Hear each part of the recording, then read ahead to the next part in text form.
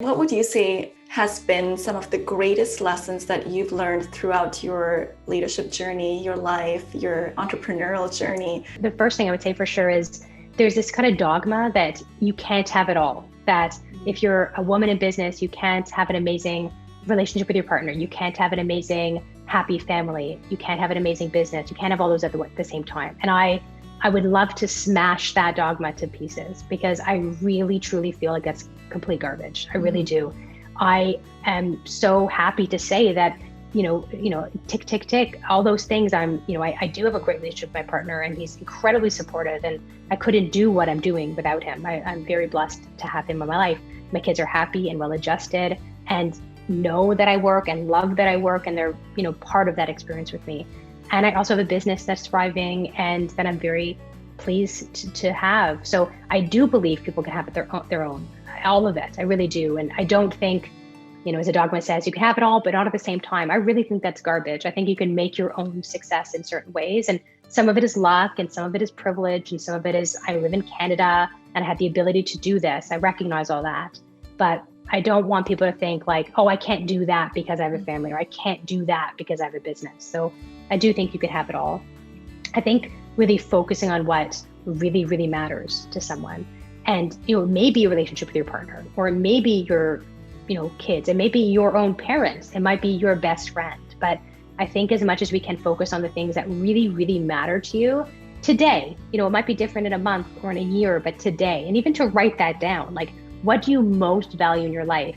And then you really need to focus as much attention as you can on those things, because otherwise those things if you value them and you don't give them the attention, they may not value you back. You might not have that give and take and it may become less enjoyable to spend time with those people. Or, if you really value your business, you have to, as much as you can, put time into your business or it may not succeed, right? If you don't spend time with your partner and value your partner, that relationship may not be as successful as it could be.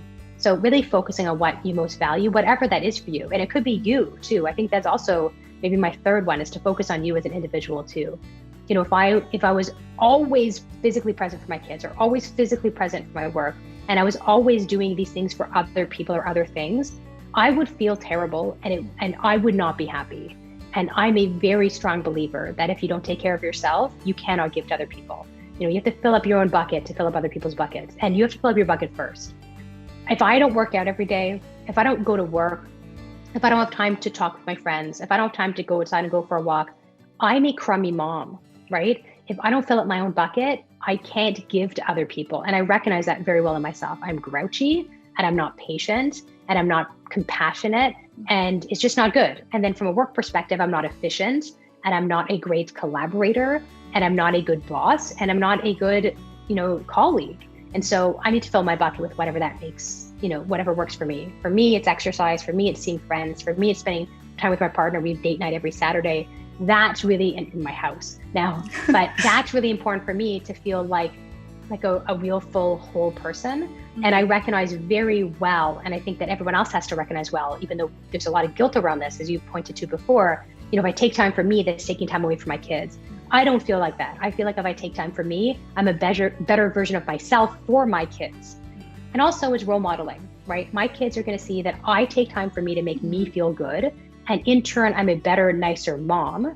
You, as my kid, should take time for you to fill yourself up so you could be a better, nicer son, brother, friend, student, etc. And so I think that role modeling is really important. It shouldn't provide you guilt. You shouldn't feel badly about saying, I need time for me at the moment.